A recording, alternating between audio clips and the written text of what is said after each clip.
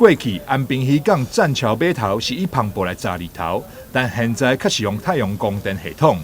如此不但会让炸日头面积变大，而且整体景观也变得更加整齐。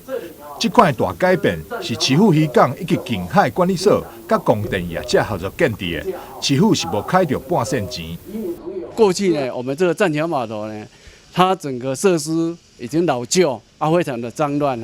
那也显示说我们这个渔港这一个过去了一个景观比较不雅那今天我们特别结合我们这个东整科技有限公司来做一个整顿那整个过程我们都跟我们在地的这些渔民，还有我们安平渔法协会那尤其是我们黄理事长的一个协助那经过多次的协商跟我们渔民这边交换意见之后，形成共识之后我们就把它搭建这个配合我们太阳光电的设施那今天这个创举在这个码头上搭建这样的一个设施是我们全台第一座了安平渔港邻近真侪著名景点，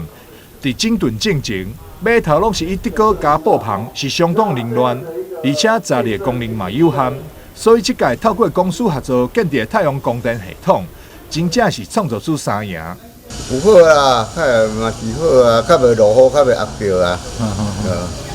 搁再热日啦。我若海转来较袂遐热。这个设施可以提供我们渔民一个安全而且可以遮阳的一个舒适的一个空间那整个这样的一个改善是全国第一了那我们也希望这样的一个景观在我们全国有名的我们安平这个古迹非常多，那像我们林默两公园那周边也有安平古堡、义在金城这样的景点做一个结合希望提供我们渔民一个安全舒适的一个停泊的空间以外也提供我们游客到这里来一个非常优美的一个景观。渔港所表示，栈桥码头建立太阳光电系统，除了会当让渔船有了舒适的炸日头环境，而且发电阁会当卖予台电，每一档阁有一定比例回馈金，会当用来改善环境以及回馈渔港。但是新闻张硕维采访报道。